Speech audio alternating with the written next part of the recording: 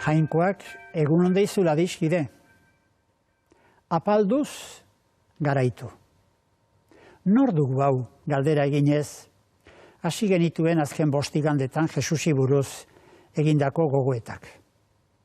Ezinezkoa da esaldi bakar batekin Jesus nor den adieraztea. Haren alderdi ugariak izan behar genituzke kontuan, haren izatea zein den sumatzeko. Jesus gizakia da bai, gu bezalakoa. Nazareteko arotza, bere herriko jendearen esanetan. Baina ez ahantzi, gizon egin den jainkoa dela Jesus, jainkoaren seme bakarra, haren espirituak eragina. Gizona zela garbi ikusi zuen beraren garaiko jendeak, baitaren ikaslek ere, eta hala adierazi ziguten. Jainkoaren semea dela ikusteko ordea, beste jarrera bateko azalpena behar dugu, fedezko jarrera behar dugu, sinismena. Sinismenez begiratzean, Jesusengan beste egia batez ohartuko gera. Giza izatea hartu zuen jainkoaren semea dela Jesus. Jainkoaren betidaniko asmoa egikaritzeko. Asmo hori gu geure izate betera helaraztea da. Bere giza izatean eta jardueran gauzatu zuen Jesusek, jainkoaren asmoa. Berak, jainkoaren erreinu, erregetza, deitutako asmoa. Nola, gizakiok jainkoaren aurrean izan ohi dugun jarrera ez, baizik eta erabat bestelakoa hartuz. Gizakiok harrokeriazko jarrera izan ohi dugu askotan, jainkoaren beharra dugunik ukatuz, jainkoa bera baztertuz, haren asmoa zapuztuz. Geure burua jarri ohi dugu denen gainetik jainko izan nahirik. Jesusek oso bestela jokatu zuen. Bere burua gizakiaren mailaraino beheratuz, osoki onartu zuen, jainkoa eta haren asmoa. Bere bizitza osoa horren zerbitzura jarriz, heriotza onartzeraino.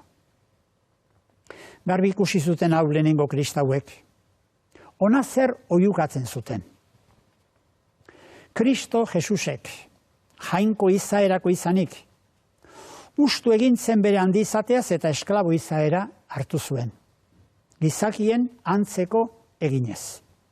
Gizaki huts bezala agertuz, apaldu egin zuen bere burua. Heriotzaraino menpeko eginez, gurutzean hiltzeraino. Zein ondorio du gizakiontzat Jesus gizonaren jarrera horrek? Gure izenean eta gure ordez hartu zuen Jesuse jarrera hori jainkoaren aurrean. Eta azkeneraino iraun zuen hortan, heriotzaraino, gurutzeko heriotza onartzeraino. Gizakiaren ezetzak eta gogorkeriak ez baitzituen ontzat eman Jesusen jarduera eta tartetik enduna izan zuen. Baina Jesusek ez zuen atzera egin. Ongi asko zekien, nolako sufrimendua zetorkion gainera. Agintariek zigorkatu, hiltzera kondenatu, gurutzean hileraziko baitzuten. Baina hori onartzean ikusi zuen Jesusek, hartzen zuela jainkoaren aurrean gizakiona ez bezalako jarrera, apaltasun jarrera. Jainkoaren asmoa azkeneraino betetzeagatik, bizia ere ematerainokoa. Eta hala, heriotzaino menpeko egintzen eta gurutzean hiltzeraino. Giza begi hutsez begiraturik porrota izan zen hori. Itxuraz. Giza harrokeria nagusitu zitzaion Jesusi. Baina egiaz horrela izan ote zen. Hala izango zen bai.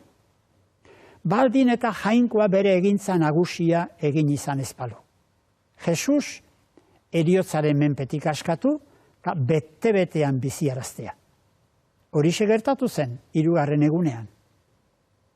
Igande goizean, emakumeak hilobira joan zirenean, harria baztertu aurkitu zuten eta soineko zuriz jantzitako gazte batek, jainkoa bera ari deneko simboloa da hori, esan zien, ez izutu, Nazareteko Jesus gurutziltzatuaren bila zabiltzate, piztua da, ez dago hemen. Horra adiskide. Jesusen apaltasunak lortu digun garaipena. Heriotza garaitzea. Jainkoagandik urrutiratzea da heriotza.